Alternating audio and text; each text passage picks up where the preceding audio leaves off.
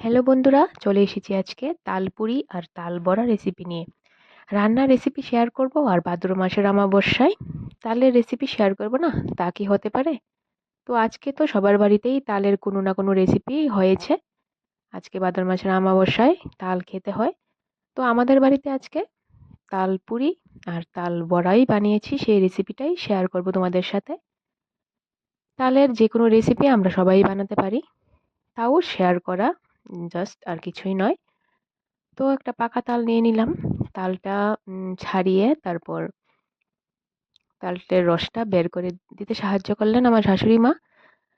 এই তালটার মধ্যে বেশি করে জল দিয়ে রস বের করলে একটা সুতির কাপড়ে বেঁধে জলটা ছেঁকে নিতে হয়, না হলে তেতো হয়ে যায়। আর আমরা অল্প অল্প অল্প জল দিয়ে ভালো করে মেখে মেখে আস্তে আস্তে করে এই রসটা বের করে নিই, যার জন্যে আর ছেঁকে নিতে হয় না। আর এদিকে সুজি আর গুড় ভিজিয়ে রেখেছিলাম, যাতে করে সুজিটা ফুলে নরম হয়ে যায়।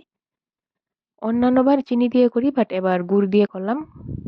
আর এখানে নারকোল কুড়া দিয়ে দিলাম সুজিটার মধ্যে, গুড়ের মধ্যে।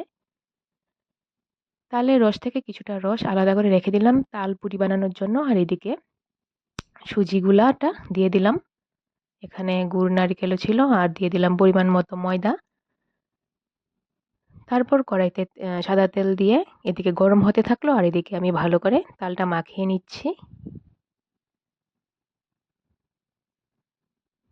তালটা ভালো করে মাখিয়ে নেওয়ার পর একে একে করে বড়াগুলি ভেজে নেব। প্রথমে একটা বড়া মা লক্ষ্মীর নামে ভেজে মা লক্ষ্মীকে অর্পণ করলাম। তারপর বাকিগুলি আমরা আমাদের জন্য ভেজে নেব। তালের বড়া সবাই বানাতে পারে, তাও আমি দেখালাম রেসিপিটা, আর কিছুই নয়। আর এদিকে তালপুরি বানানোর জন্য তালটা তো এমনিতেই মিষ্টি, আর একটু নুন দিয়ে ময়দা দিয়ে ভালো করে মেখে কিছুক্ষণ রেস্টে রেখে তারপর গোল্লা করে নিলাম। এদিকে তালের বড়া ভেজে নেওয়া শেষ হয়ে গেলে তারপর তালের পুরিগুলি ভেজে নেব।